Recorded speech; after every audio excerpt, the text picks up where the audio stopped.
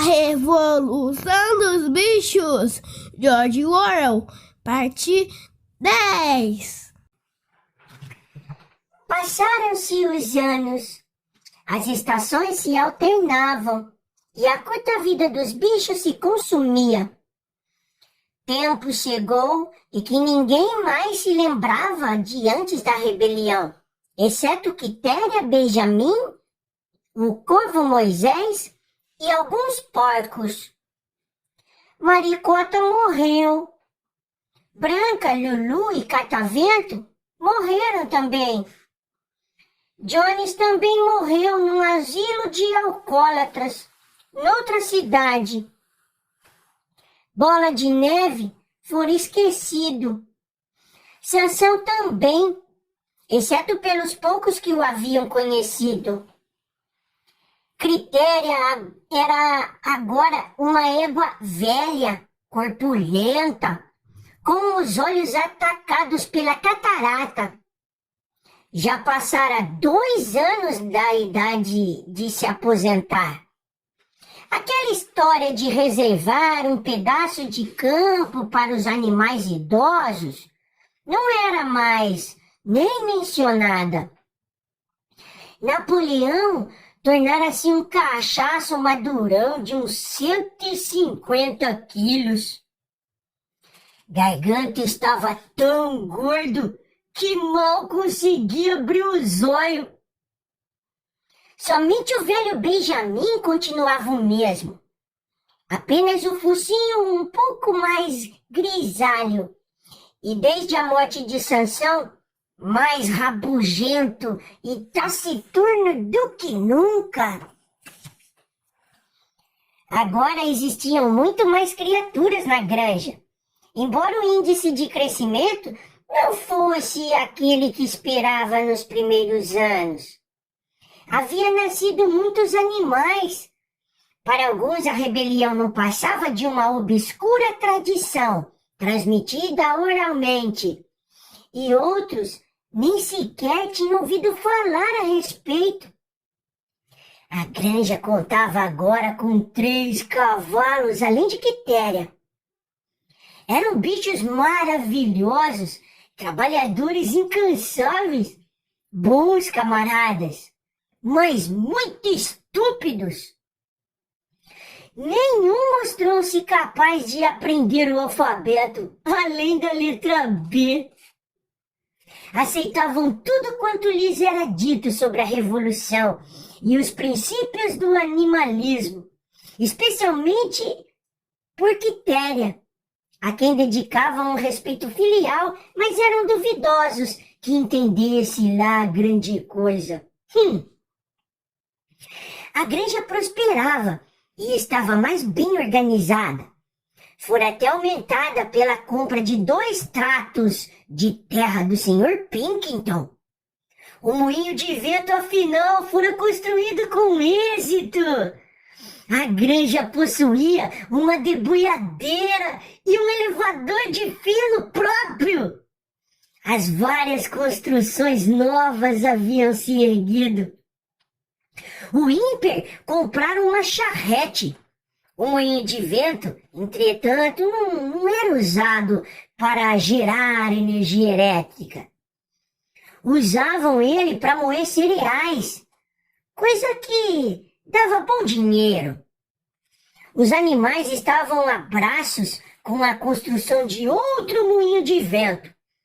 Quando este tivesse concluído, diziam que seriam instalados os dínamos. Mas naquele luxo de que Bola de Neve lhes falara certa vez, baias com luz elétrico e água quente e frio, e na semana de 3 dias não se falava mais. Napoleão denunciara tais ideias como contrárias aos princípios do animalismo. A verdadeira felicidade, dizia ele, estava em trabalhar bastante e viver frugalmente. De certa maneira, era como se a granja tivesse ficado rica sem que nenhum animal houvesse enriquecido. exceto, é claro, os porcos e os cachorros.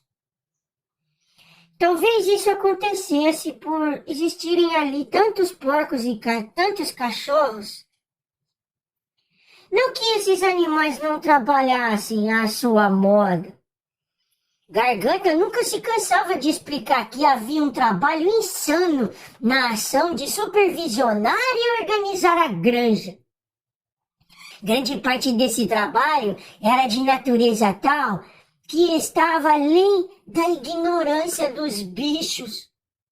Tentando explicar, Garganta dizia que os porcos despendiam diariamente de enormes esforços com coisas misteriosas, chamadas arquivos, relatórios, minutas e memos. Grandes folhas de papel que precisava ser miudamente coberta com uns escritinhos e logo depois queimadas no forno. Era tudo da mais alta importância para o bem-estar da granja, diziam. A verdade é que nem os porcos nem os cachorros produziam um só grama de alimento com seu trabalho. E havia um bocado deles com um apetite bem grande. Quanto aos outros, sua vida, ao que sabiam, continuava na mesma. Geralmente andava com fome, dormia em camas de paia, bebiam água no açude e trabalhavam no campo. No inverno sofriam com o frio, no verão com as moscas. De vez em quando os mais idosos rebuscavam a apagada memória e tentavam determinar se nos primeiros dias de a rebelião, logo depois da expulsão do Jones, as coisas tinham sido mesmo melhores ou piores que agora. Mas não conseguiam lembrar. Nada havia com que comparar. Não tinha em que basear-se, exceto as estatísticas do Garganta, que invariavelmente provavam estar tudo cada vez melhor. Os bichos consideravam o problema insolúvel. De qualquer maneira, dispunham de muito pouco tempo para essas especulações. Apenas o velho Benjamin afirmava lembrar-se de cada detalhe da sua longa vida e saber que as coisas nunca haviam estado e nunca haveria de ficar nem um bocadinho melhor, nem muito pior, sendo a fome, o cansaço e a decepção, assim ele dizia, a lei imutável da vida. Apesar disso, os bichos nunca perdiam a esperança. Mais ainda, jamais lhes faltava, nem por um instantinho, o sentimento de honra pelo privilégio de serem membros da Granja dos Bichos, que continuava a ser a única em todo o condado, em toda a Inglaterra, de propriedade dos animais e por eles administradas. Nenhum deles, nem mesmo os mais mocinhos, nem mesmo os provenientes de outras granjas situadas algumas 10, 20 quilômetros de distância, nunca deixou de maravilhar-se com isso. E quando ouviam o tiro da espingarda e viam a bandeira tremulando no topo do mastro, seu coração inchava de orgulho e a conversa passava a girar em torno dos históricos dias de antanho, da expulsão do Jones, da inscrição dos 7 mandamentos, das grandes batalhas em que os invasores humanos haviam sido derrotados. Nenhum dos antigos sonhos foram abandonados. A República dos Bichos, que o velho major havia previsto, quando os verdes campos da Inglaterra não mais seriam pisados por pés humanos, era a coisa que mais ainda acreditavam. O dia havia de chegar Podia ser mais cedo ou mais tarde. Talvez não acontecessem durante a vida de nenhum dos animais de então. Mas havia de chegar. Até a melodia de Bichos da Inglaterra talvez fosse cantarolada em segredo aqui e ali. De qualquer maneira, a verdade é que cada bicho da granja conhecia, embora nenhum tivesse coragem de cantá-la em voz alta. Talvez fosse verdade que a vida era difícil e que nem todas as suas esperanças haviam se concretizado, mas tinham a consciência de não ser iguais aos outros animais. Se sentia fome não era por alimentarem alguns tirânicos seres humanos. Se trabalhavam arduamente, pelo menos trabalhavam em benefício próprio. Nenhuma criatura dentre eles andava sobre duas pernas. Nenhuma criatura era dona da outra. Todos os animais eram iguais. Certo dia, no início do verão, Garganta mandou as ovelhas seguirem ele e levou elas para um campo situado nos confins da granja, que fora tomado de brotação de vidoeiro. As ovelhas passaram o dia inteirinho roendo as brotações, sob a supervisão de Garganta. À noite ele regressou à granja, mas com o tempo estava quente, disse às ovelhas que permanecessem lá. Terminaram ficando a semana toda, durante o qual os outros bichos nem as viram. Gargantas passava com elas a maior parte do dia, ensinava-lhes, segundo explicou, uma nova canção para a qual precisava de certo sigilo.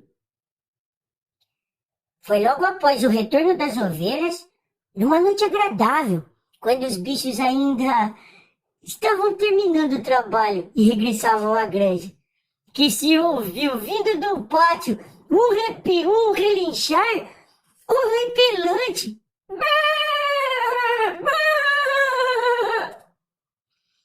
Arrepiados, os animais estacaram. Era a voz de Critéria, e ela relinchou outra vez.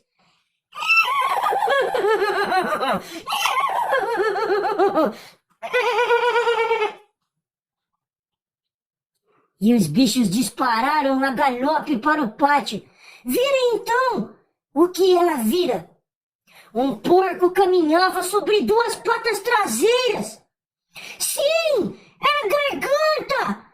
Um tanto desajeitado devido à sua falta de prática em manter seu apreciável volume naquela posição, mas em perfeito equilíbrio.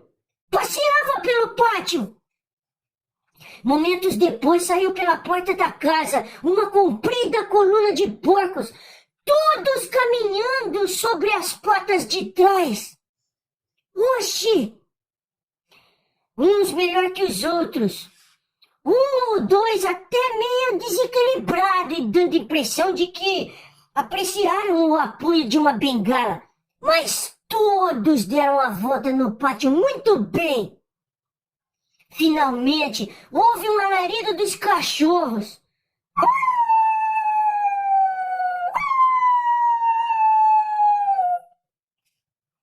Ouviu-se o cocoricó esganiçado do ganizé.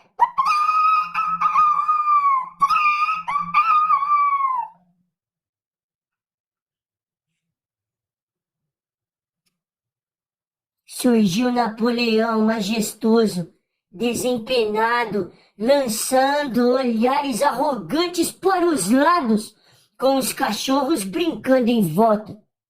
Empunhava um chicote nas patas dianteiras. Houve um silêncio mortal. Psiu. Surpresos e aterrorizados, uns junto dos outros, os bichos olhavam a fila de porcos marchar lentamente ao redor do pátio. Pareceu-lhes enxergar o mundo de cabeça para baixo. Então veio um momento em que, passado o primeiro choque, e a despeito de tudo, a despeito do terror dos cachorros e do hábito arraigado após tantos anos, nunca se queixarem, nunca criticarem, pouco importa o que sucedesse. Poderiam lançar uma palavra de protesto. Mas exatamente neste instante, como se obedecessem ao sinal combinado, as ovelhas, em uníssono, irromperam um balido espetacular. Bé! Bé! 4 pernas, bom! 2 pernas, melhor! 4 pernas, bom! 2 pernas, melhor! Bé! Bé! 4 pernas, bom! 2 pernas, melhor! Bé! Bé! Baliram durante 5 minutos sem cessar. E quando se calaram, fora-se a oportunidade da palavra de protesto, pois os porcos já haviam voltado para dentro da casa.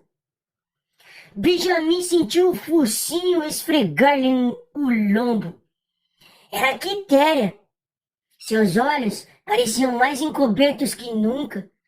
Sem dizer palavra, ela puxou delicadamente para a crina, levando-o até o fundo do grande celeiro, onde estavam escritos 7 mandamentos.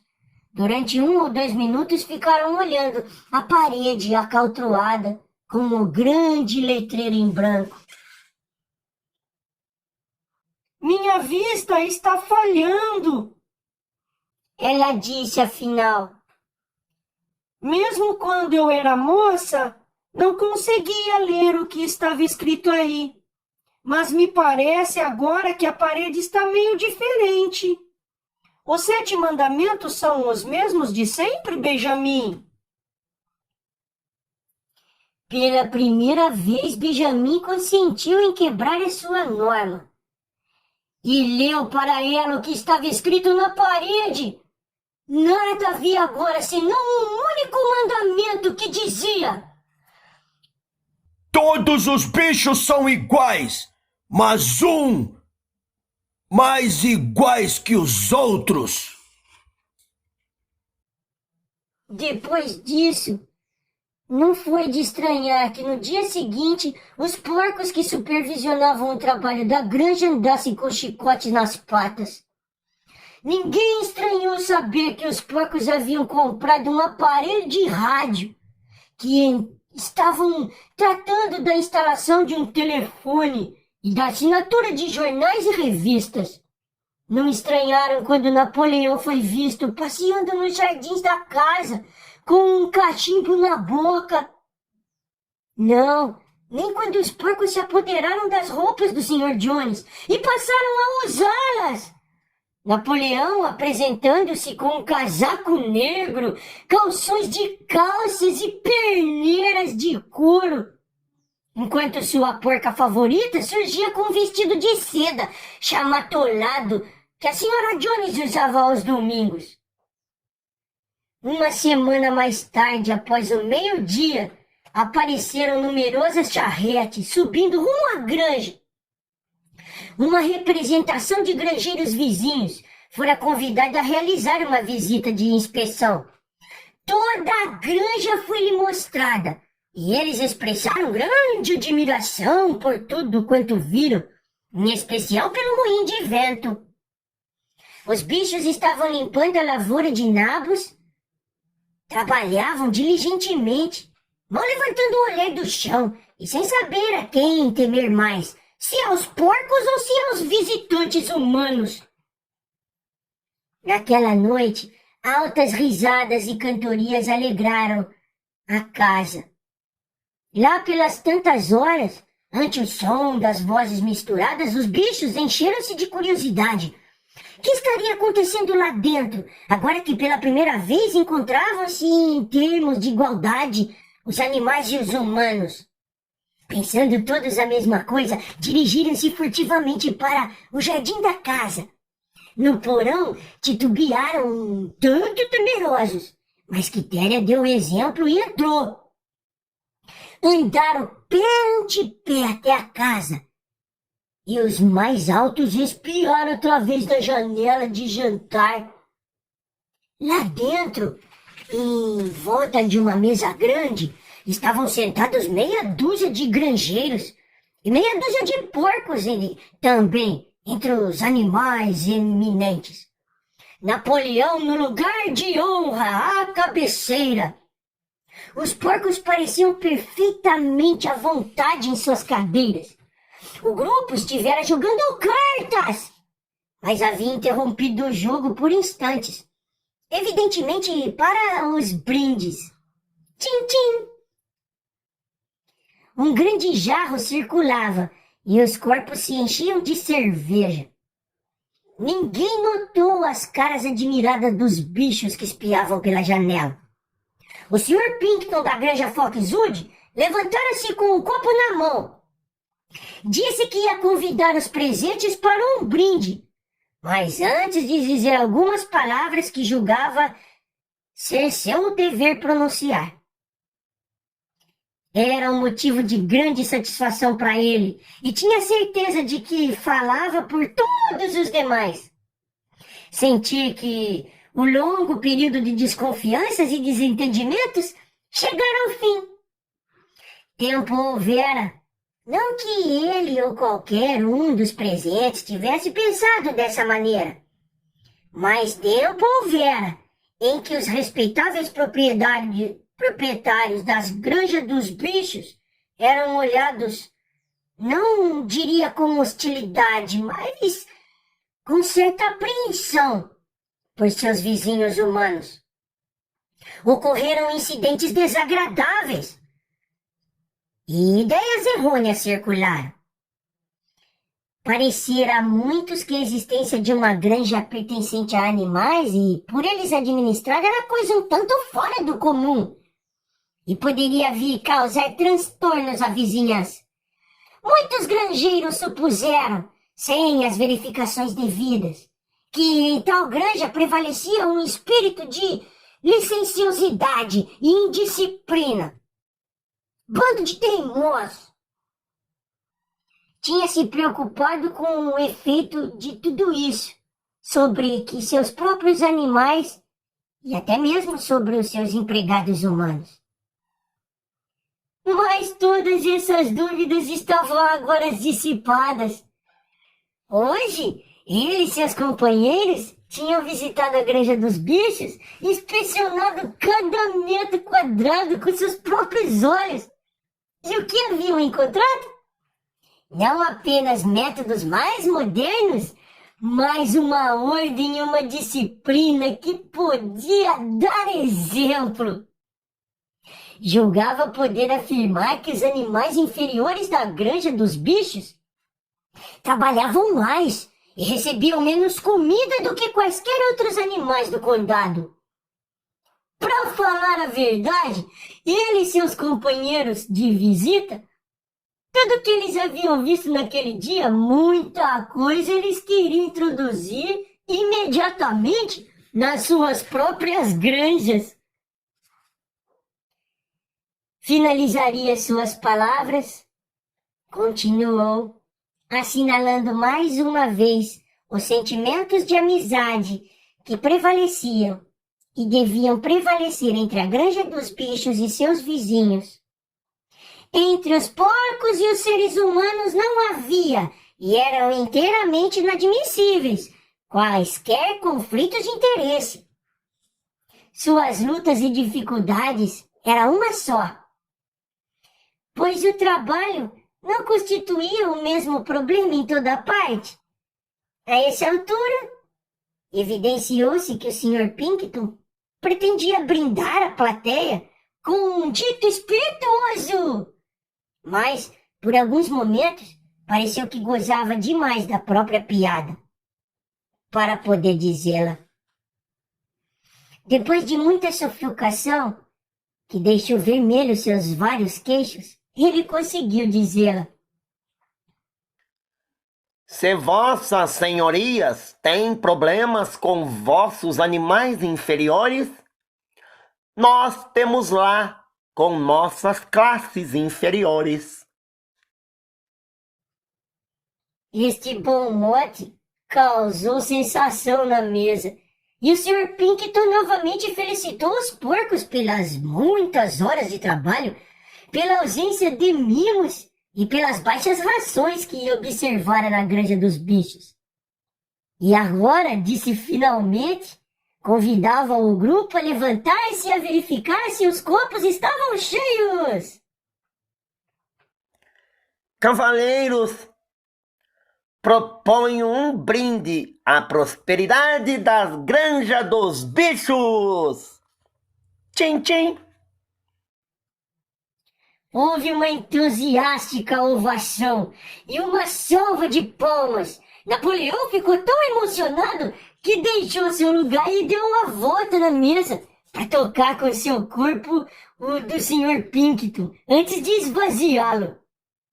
Quando as felicitações acabaram, Napoleão, que permanecera de pé, disse que iria também proferir algumas palavras. Como todos os discursos de Napoleão, aquele foi curto e direto ao assunto. Também me alegro do período de desentendimentos ter chegado ao fim. Por um longo tempo houve rumores, inventados talvez por algum animal mal intencionado, que havia algo de subversivo e mesmo revolucionário nos pontos de vista dos seus e de seus companheiros. Passamos por desejosos tempos de fomento e rebelião entre os animais das granjas vizinhas. Mas nada poderia estar mais longe da verdade. Meu único desejo agora, como no passado, é viver em paz, gozando de relações normais com os meus vizinhos. Aquela granja que ele tinha a honra de governar era um empreendimento cooperativo, ele disse. As escrituras que estavam em seu poder conferiam a posse a todos os porcos. Não acreditava que ainda restasse quaisquer das ovelhas suspeitas, mas certas modificações na rotina da granja haviam sido introduzidas, com o fito de promover uma confiança ainda maior. Até aquele momento, os bichos haviam conservado o hábito imbecil de se dirigir uns aos outros pelo vocativo de camarada.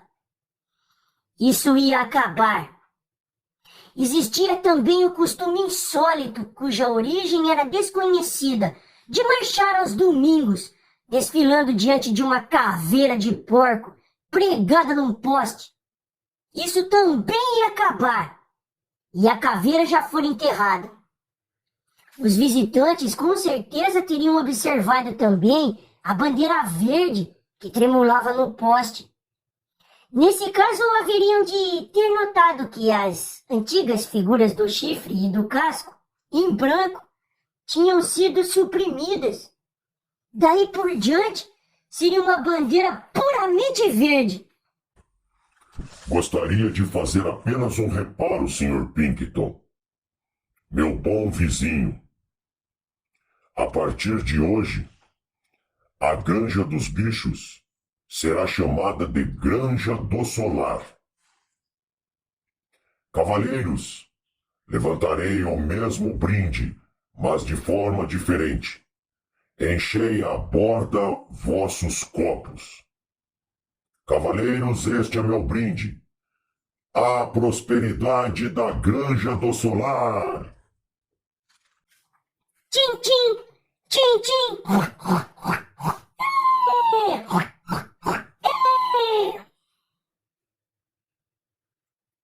Napoleão proclamou naquele dia a denominação da Granja dos Bichos abolida e colocou a Granja do Solar, que aliás era o nome correto e original.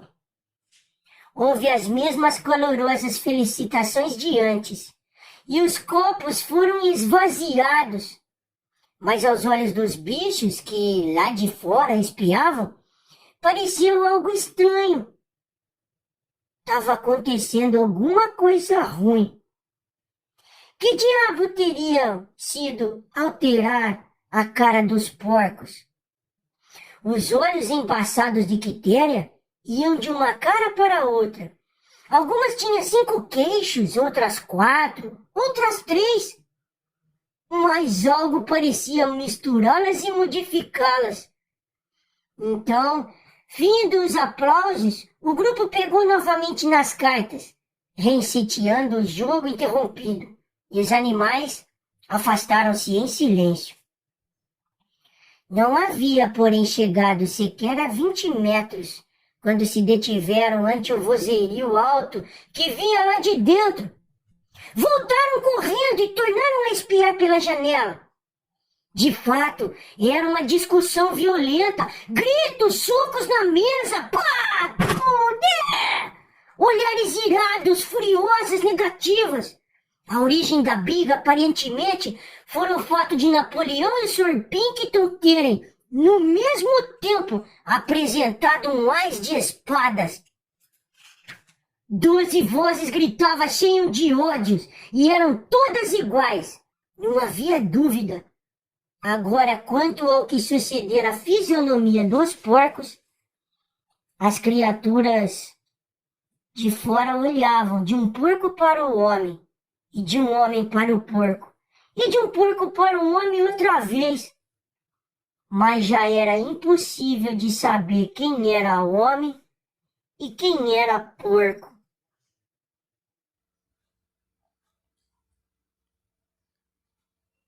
Fim do livro.